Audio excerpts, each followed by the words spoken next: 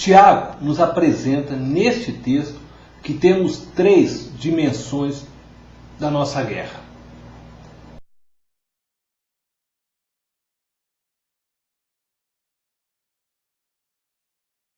A primeira dimensão é a nossa carne. Tiago, capítulo 4, versículo 1. Em Gálatas, capítulo 5, verso 17, está escrito: porque a carne milita contra o espírito e o espírito contra a carne.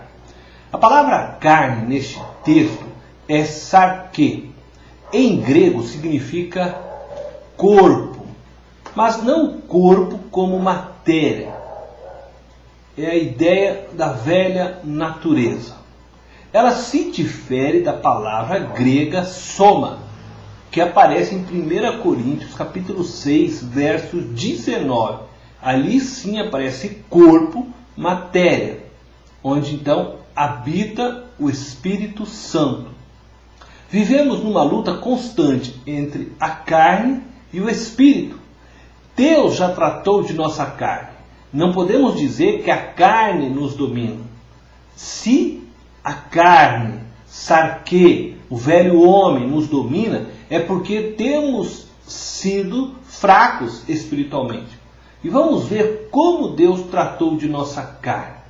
Colossenses capítulo 2, verso 11 diz: nele também fostes circuncidados, não por intermédio de mãos, mas no despojamento do corpo da carne, que é a circuncisão de Cristo.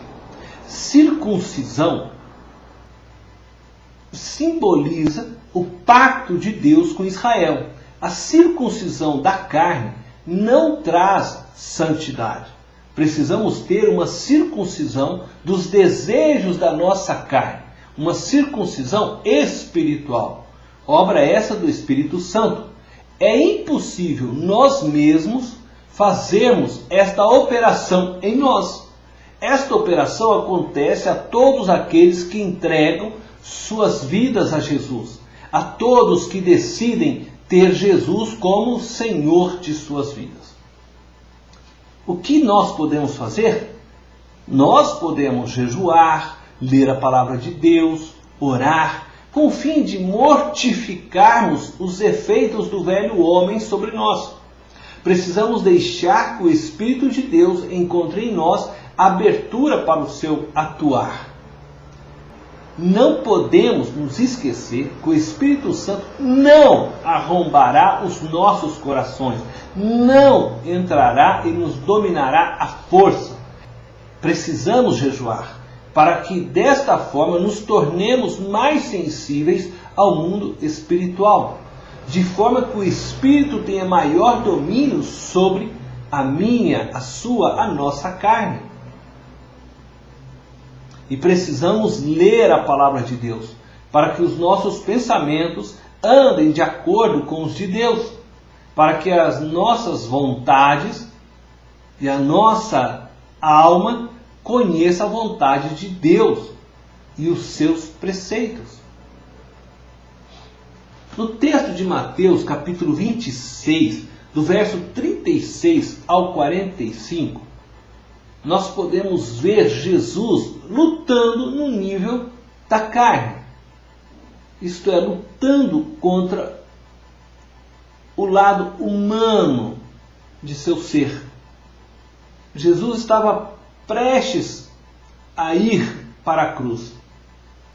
Entretanto, ele entra numa agonia profunda, ao ponto do seu corpo liberar gotas de sangue.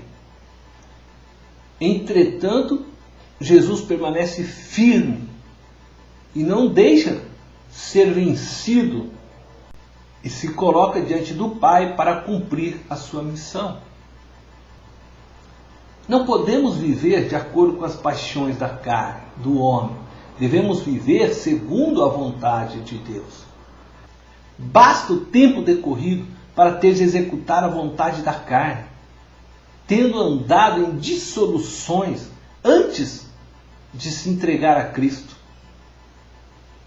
vivia na concupiscência, nas orgias, idolatria, mariolatria, bebedices, adultério, mentiras. Chega! Viva o resto de sua vida no Espírito. Mateus capítulo 26, verso 41 diz: Vigiai e orai, para que não entreis em tentação. O Espírito, na verdade, está pronto, mas a carne é fraca. A vitória sobre a carne já foi efetuada por Deus na cruz, mas a sua consumação só se dará quando recebemos um novo corpo. Por isso precisamos mortificar a obra da carne em nós todos os dias.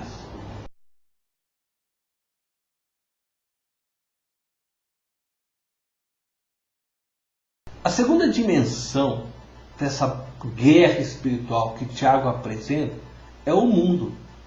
Em 1 João capítulo 2, verso 15, diz: Não ameis o mundo, nem as coisas que há no mundo. Se alguém amar o mundo, o amor do Pai não está nele. O mundo, palavra grega, cosmos, é o sistema organizado, dirigido por Satanás e caracterizado por rejeitar a Deus e opor-se a ele. Embora Deus ame o mundo dos homens, os crentes não devem amar aquilo que se organiza contra Deus. Efésios capítulo 6, verso 2, diz que a nossa batalha não é contra carne e sangue, mas contra os dominadores deste mundo tenebroso.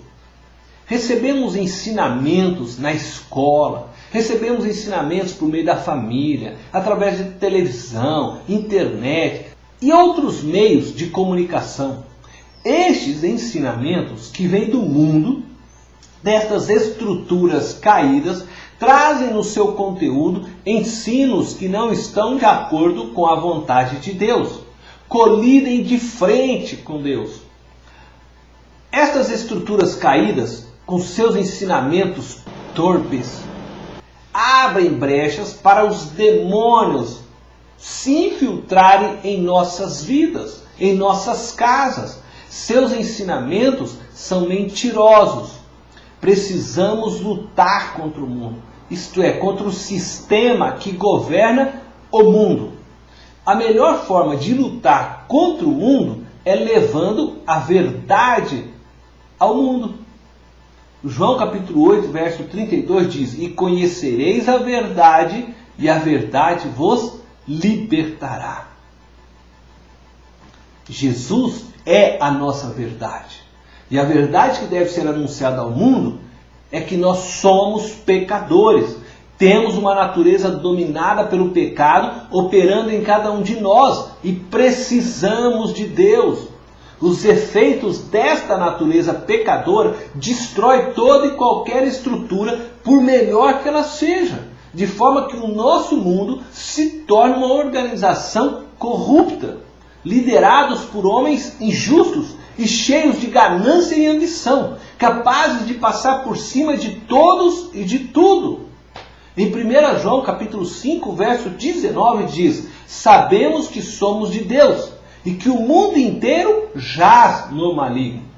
Este mundo que jaz no maligno só será livre quando Jesus Cristo destruir de vez a Satanás e seus aliados. E isso acontecerá somente quando Jesus voltar à terra novamente. Mas enquanto isso, devemos lutar para expandir o reino de Deus sobre toda a terra. Devemos lutar para fazer com que a justiça seja praticada, com que a paz reine em todo o mundo, com que os necessitados tenham onde morar, o que comer, enfim, lutar pelos ideais de Deus para melhorar no máximo o que pudermos deste mundo. Quando leio Mateus capítulo 5, do verso 1 a 11, onde descreve as bem-aventuranças, eu percebo que cada característica das bem-aventuranças, ela se opõe ao sistema estabelecido por nosso mundo. Por isso, nos leva a uma luta contra o mundo. Então, como cristãos, somos desafiados a ir de frente contra esse sistema que está governando o mundo.